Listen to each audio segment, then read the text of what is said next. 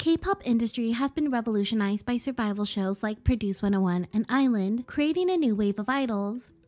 These shows have certainly increased the popularity of K-pop, with hundreds and thousands of fans tuning in to watch their favorite trainees compete for a place in the industry.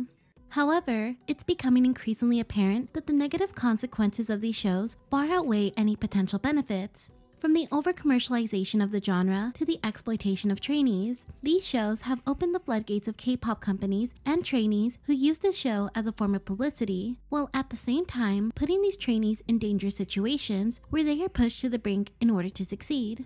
As a result, many have begun to question whether or not K-pop survival shows are doing more harm than good. Hi everyone, and welcome back to Midnight Theories, and if you're new here, welcome to Midnight Theories. It's time to take a look at these shows' negative consequences and explore their negative effects on the contestants, fans, and the industry as a whole.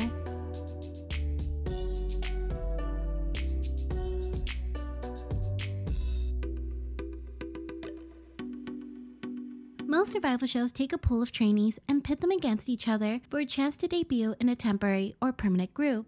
Although earlier groups like Big Bang and 2PM were formed through documentaries or reality shows similar to survival shows, the term survival show didn't really exist in K-pop until 2015, with shows like No Mercy and 16. Both shows produced some of the biggest names in the industry. Let's take Twice for example. Twice is one of the biggest girl groups to grace the scene and take it by storm. The group was formed under 16 and established a solid fan base before the final group ever debuted. Following their debut, the group enjoyed major success and people took notice. Survival shows began to see a rise in popularity thanks to Produce 101. Unlike the previous programs where these shows focus on a small set of trainees all under the same company, Produce 101 completely revolutionized the concept and raised the stakes. This time, 101 trainees from several dozen companies all competed for a limited number of spots in a temporary group. It's also important to note that unlike before, this time, domestic viewers were given the power to select the group's final lineup. Produce 101 became an instant success, spawning several additional seasons and spin-offs. Not only had the show scored an impressive viewership rating, but also propelled numerous aspiring singers and lesser-known celebrities to stardom. In fact, many people in the industry saw the value and popularity of these shows and began to create their own interpretations. Before we continue, I'd like to take a moment to thank today's sponsor, Kloot. Kloot is this awesome K-pop subscription box that delivers K-pop merch and Korean snacks directly to your door. With their K-pop or Kloot box, you can easily customize your box to fit your preferences. Best of all, you won't know what you're getting until it arrives.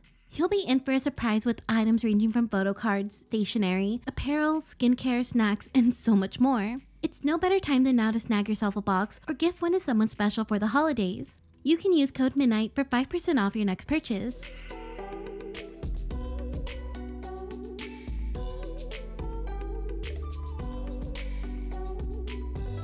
Jong-min, a Korean music critic, shared with the Korea Times his perspective as to why these shows are so popular and prevalent.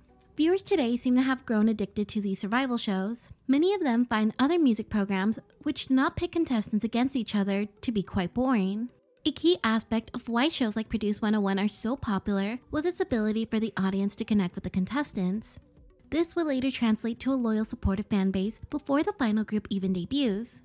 A huge reason why companies would send their trainees to compete on these type of programs was the program's ability to expose trainees to a larger audience, something that small agencies might not be able to provide. Of course, broadcasters and TV networks love these programs just as much, as they have been proven to be extremely lucrative. Many of them have been successful in terms of viewership. Sponsors are more likely to be interested. In 2020, TV Chosun's Tra audition program, Mr. Tra, received an all-time high viewership rating of 35.7%, an all-time high for a cable channel program. But in spite of these benefits, these companies and networks exploit these young people and push them to the brink of failure.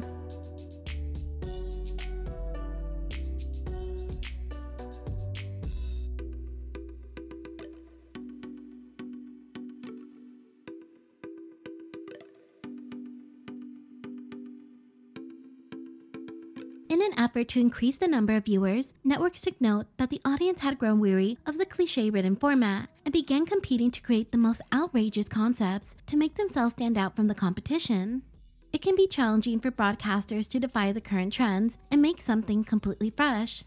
It's hard to think outside the box and also quite risky. But a growing number of producers are attempting to make their works look distinctive. For instance, NBC's extreme debut Wild Idol pits 45 contestants against each other and evaluated their physical stamina, skill level, and hidden potential as they took to the outdoors and battled for their chance to debut. During these competitions, many participants were left with mental and physical injuries caused by the immense pressure to succeed. Many times, these contestants would practice day and night to perfect their performance and would sacrifice their well-being for a chance to catch the viewers' attention and approval of their companies. In addition to the physical toll, these training struggles were exploited to boost viewership. If what we saw on screen wasn't bad enough, the true horrors of these contestants' living and working conditions would later be exposed. Shortly before Mnet's Girl Planet 999 aired, a press conference was held by the chief producer, Kim Shin-young. The PD assured the viewers that the show would take special measures to prioritize the participants' mental and physical health. He also included a list of measures they'd be taking. Despite Mnet's promises to ensure adequate living conditions for its contestants, several former participants exposed the harmful living and filming conditions that put their human limitation to the test. These young girls were expected to perform at their best, despite the stress-inducing environment, all for the viewers' entertainment. Former contestant Yang Chao did a live stream where she revealed it took 40 hours in total to film the show's theme song. Over the span of 3 days, the contestants slept for about an hour per day. The girls' voices became very hoarse over the course of filming, that Chao even confessed to taking 10 lozenges in desperation to soothe her throat. Many of the contestants were also reported to have worn cosmetic lenses through long filming days to keep up their appearance. Former Produce 48 contestant Alexa shared in an interview with Gracie that the first filming day took 24 hours to film. First day of filming, when we're in the giant room with all the chairs and stuff, that was like 24 hours in that studio. Like, we got up, we had like a brief like food break, but then like it's like, okay, go back to your chairs, and I was like, okay. Some days like we would start filming at like maybe 10, but we get up at 8, and then we go to like 1, 2, 3. Shi Soo-yin also confessed she had a difficult time on the show. Although she qualified for the next round, she withdrew from the competition. The show stated that it was for health reasons, but her words may hint to a different story. 30个小时没有睡觉，然后12个小时空腹，滴水未进，到最后上台之前给我喝了2口水，就是我都不知道我怎么走上去的，就还蛮挑战人类极限的一个节目。The former contestant said the filming hours were hard on her. She shared she hadn't slept for over 30 hours before her demo stage, and the girls did not get a break to eat and were forced to perform at their peak despite their lack of sleep and hunger. Unaware of these horrible filming conditions, some netizens criticized the contestants for sleeping during filming. As for former Produce 48 contestant Chiba Eri, she had no idea what she was getting herself into. 今ま韓国に行って私びっくりしちゃって多分他の方々はメンバーさんは知ってたと思うんですけど、知らなくていきなり韓国着いたら携帯 Eddie was also dubbed Hell Girl on the internet, as she expressed that participating on Produce 48 felt like being in hell every day. インタビューで楽しくなくて地獄のような日々ですって言ったらその名前がなるほど。地獄少女、相性になったんですね、それが。In 2019, NBC News Desk spoke about the violation of rights of idol school contestants during their stay in the dorms. 3,000명 인터뷰를 몰아서 하는 오디션을 했었을 때도 그 3,000명 있는 곳에 저희 40명 중에는 4명밖에 안 갔거든요. Idol school began in the summer and lasted for about 6 months, but the contestants were only given uniforms appropriate for the summer and reportedly had to wear them even when the weather turned cold. A former Idol school contestant shared with NBC News Desk her experience on the show. We'd say to each other, "This must be what it's like in the military." Even though it was freezing out, we had to wear summer clothes for 6 months. NBC reports that the contestants were cut off from the outside world and were only able to buy daily necessities once a month from a drugstore that's a CJ subsidiary. 그니까 애들 다 생리를 안 했어요. 저는 하혈을 2달 동안 했어요. 맞아, 나는 생리 아예 안 했어. 안 하거나 하혈하거나 다 그랬지 않냐? 맞아. 저는 다 그랬어.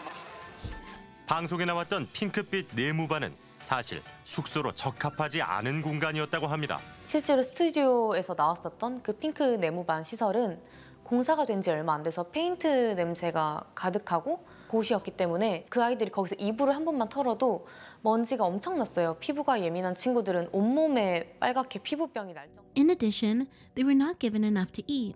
The contestant continued, "They let us go to school once or twice a month.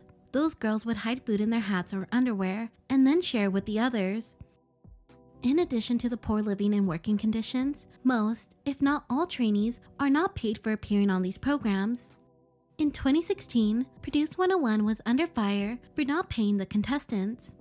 According to the contract, the girls were not paid for appearing. In addition, any profit from music releases was shared 50-50 between CJE&M and the agencies of the selected members.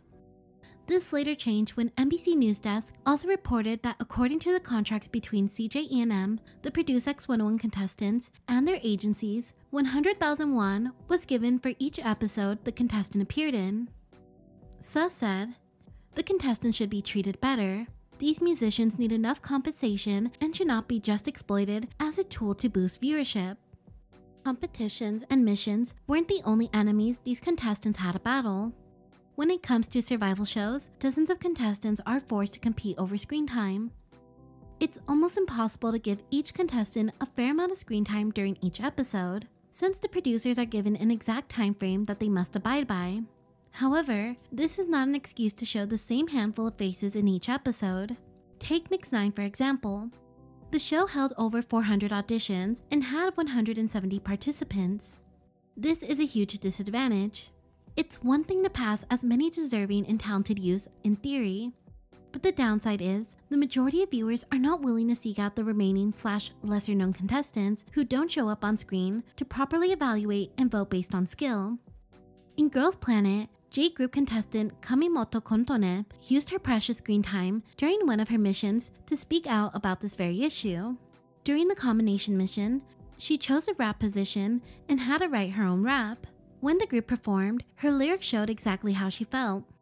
At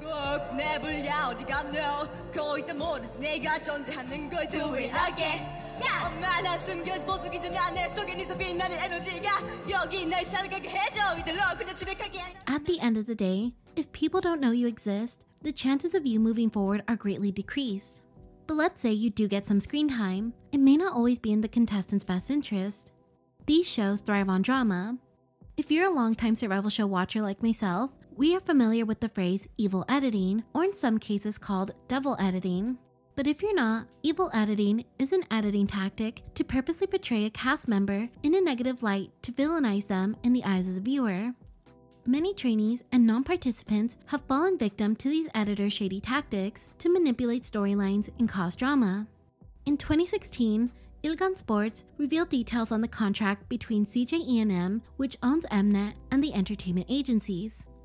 According to the contract, the contestants from Produce 101 were not allowed to take legal action against edits made on the show. Music critic Han Dong-yoon shared with the Korea Times, "The broadcasters should not edit their programs in a way that distorts truth to focus the limelight on certain contestants and thus seek to raise TV ratings."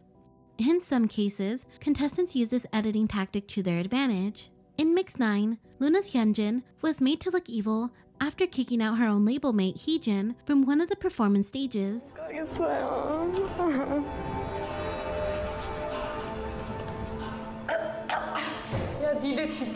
Years later, Heejin confessed that her tears were fake and she did it to get more screen time and more exposure for Luna. In 2018, Mnet launched Produce 48, a collaboration between Mnet's series Produce 101 and the J-pop idol group AKB48 and its sister groups. This was the first time a large number of participants were foreigners. Many of the contestants had a hard time communicating with each other, and former contestants shared they used primarily English or little of the other contestants' primary language to communicate. Similar to the contestants of Produce 48, the contestants on Girls Planet also shared their struggle to communicate with one another. Girls Planet 999 was the successor to the Produce series, but unlike Produce, the show's main goal was to create a global girl group. The show invited trainees from China and Japan and promised they would take necessary measures to provide a translator, but in Mnet fashion, they did not follow through. Foreign contestants who did not understand or speak Korean were at a slight disadvantage due to the language barrier. Although Mnet originally claimed that they would be providing round-the-clock translators, contestants claimed this wasn't the case. Langchao admitted that she had a hard time on the show not being able to communicate with her cell members or teammates. After the girls had settled into their dorms, Langchao asked the staff if they could provide her with a translator or dictionary since her twin sister took her only dictionary. The staff responded, "No way, we want to see how you communicate with each other without any help." This added more unnecessary stress and went against their own original statement. In a separate live, she said she brought a translation device but was told she wasn't allowed to use it by staff. Some participants such as Bora and Wenzi took the extra step to learn the other contestants' languages, but most trainees were forced to communicate by using only body language, English, or what very little Korean they knew. There are many different layers of discrimination seen in these type of programs. In 2017, Produce 101 Season 2 came under fire when reports of contestants being discriminated against based on their caste level, where higher level contestants were being given special privileges compared to the lower caste contestants. i.o.i Sports reported that higher level contestants were allowed to eat, finish their interview, go home, and even go to the bathroom before any of the lower profile members. Obviously, this sparked quite a controversy since it appeared that the show was unfairly treating lesser known contestants.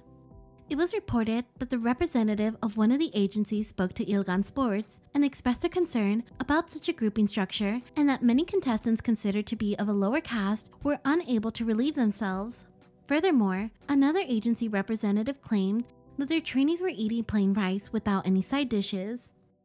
Another form of discrimination seen commonly on the show was age discrimination. The average age of an idol these days is between 16 to 21.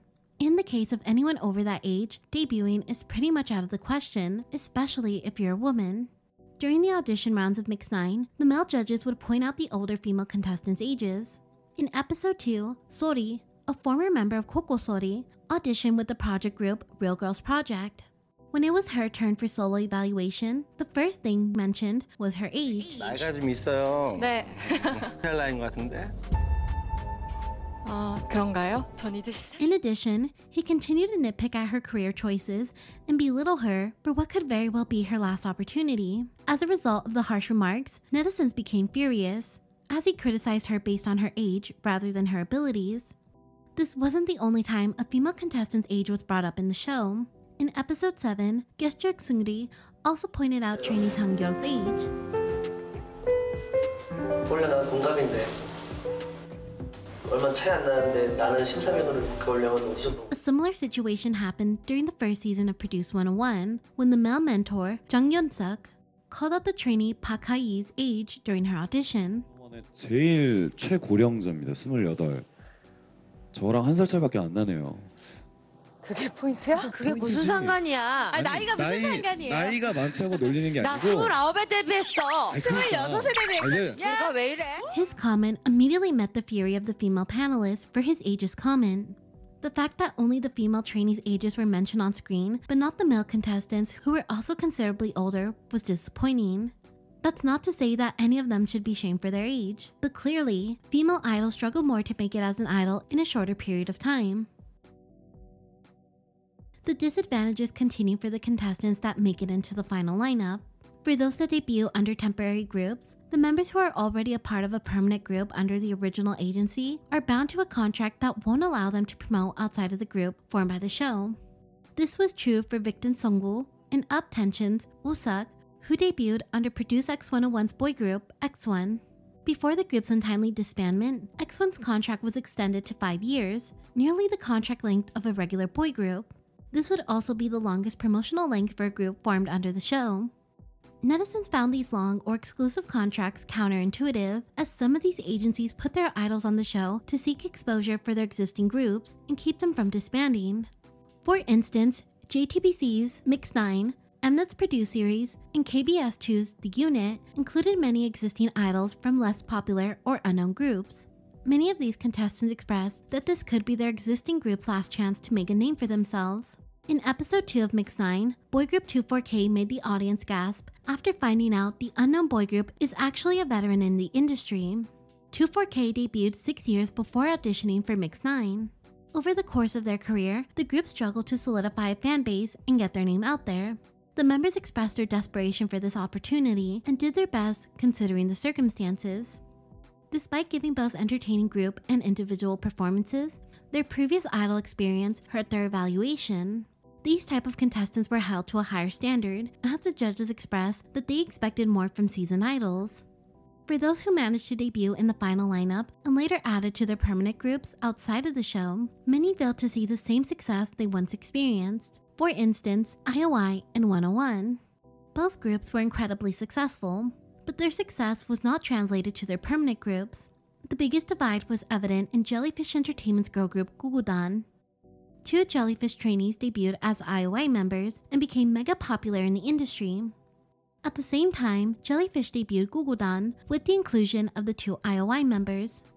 The divide in popularity between the members of i.o.i and the non-i.o.i members was huge, so much so that the i.o.i members outshined the rest of Gugudan because of their attached involvement in the produced group.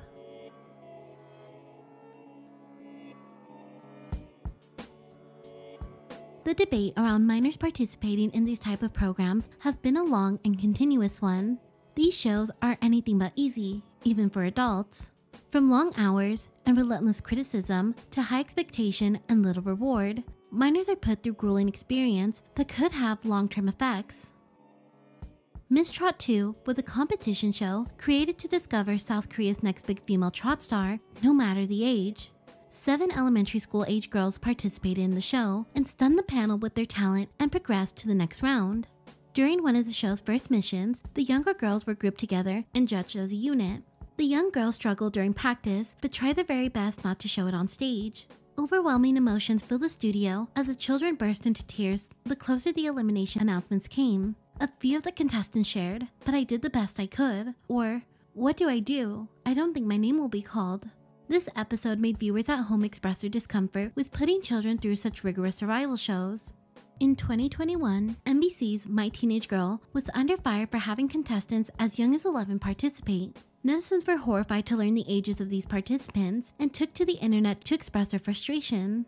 What? Even our dog was born in 2008. I don't think it's right to dress up these kids like adults, and let alone expose their skin to the media. I don't want to see babies covering girl group sexy dances. I hope they won't be really putting these such young girls into survival shows. She's literally a baby. Even some grown-ups admit that survival shows are exhausting, both physically and mentally. Did her parents really give her permission to participate in a survival show? Not an elementary school student, that's crossing the line. Aware of it or not, survival shows like Produce 101 are notorious for sexualizing minors. During Produce 48, Won Young performed Ariana Grande's Side to Side. Some viewers felt uncomfortable with the performance as it was mature, and the then 13-year-old Chun Moon-young was dressed in a somewhat revealing outfit. Some fans believed she was too young to perform this song and feared it would be viewed by the wrong community. It also didn't help that her individual cam for this performance is also the most viewed out of all her members. While promoting the male season of Produce 101, the show's creator and main producer Hang Dong-chol revealed the shocking reasons why he created the program in the first place. During an interview with High Cut magazine, the PD was asked, "Guys probably will not be interested in the male version of Produce 101. How do you plan to attract male viewers?" To which the PD answered, "Female or male, people will watch it if the program has a good, strong format. It's a matter of quality." I'm not sure how to say this, but the reason when I first created the female version is because I wanted to make healthy pornography for guys. Even though the contestants just seem like a younger sister or niece, aren't they adorable? I wanted to create a type of porn that gives you that feeling, and the male version will also serve as that type of porn for female viewers. I once heard that Rain's performance was like porn for girls. The male version of Produce 101 aims to fill that fantasy, and if it's entertaining enough, the male viewers will watch it too. Netizens were horrified with the producer's intentions and commented, "WTF, he's sick. He is seriously disgusting. The majority of the contestants are underage. It's so gross how he had that kind of thought in mind when making the program. It gives me chills." Okay, that was something that I wish I never knew. Many are starting to see the dangers behind these programs and view them as exploitative and detrimental to the physical and mental health of minors. These situations leave netizens no choice but to question why there aren't tighter age restrictions and what kind of safety precautions are these networks taking to protect these young individuals. Ice. You are now 13 years old, right? It is a dance that doesn't suit your age, right? To us who are watching, should I say, it's a bit of a turnoff, but recently, most people prepared this kind of dance. This is not just directed at Dayoung. This is advice to all the people preparing for an audition in the future. I hope people will know and think about this. I just wanted to give you a guide as a senior. Boa expressed the same sentiment. Also, fun fact, the young girl would later debut as one of the members of WJSN.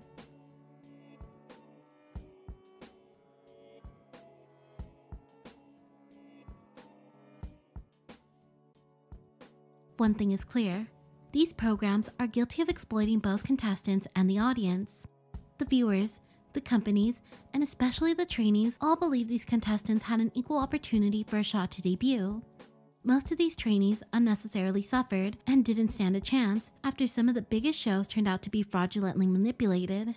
Nearly all of these programs were cancelled after one season and faced the necessary legal repercussions. Fewer people are tuning into these shows. On average, these programs are just shy of 1% in terms of viewership rating. This is a huge difference from when they were at their peak with 4 to 5%. But why is that? Has the era of survival shows ended? Possibly. Viewers are starting to shy away from these shows and feeling discouraged to vote after many of these programs fail to deliver their promises.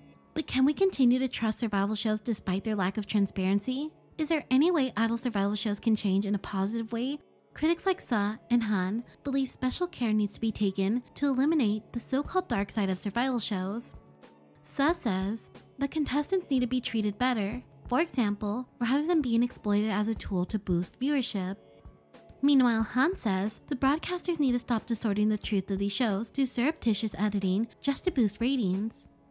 The critics also point out that if these shows focus more on the music process, it could benefit all parties.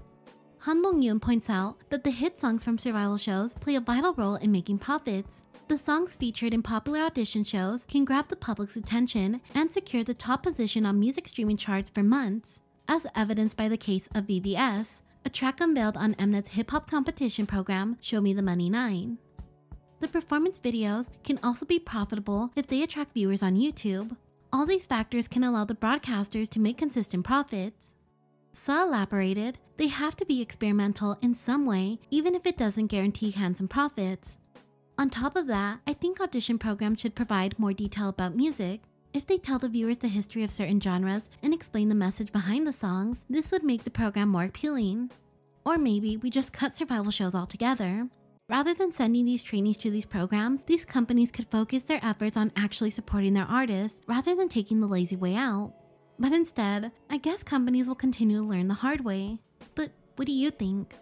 Will you continue to watch survival shows despite the harm it's doing to these contestants? Let me know your thoughts in the comments. I know I only touched on a few of these programs, but feel free to speak your thoughts and opinions on any. Once again, I'd like to thank Kloot for sponsoring today's video. Don't forget to use midnight at checkout for 5% off.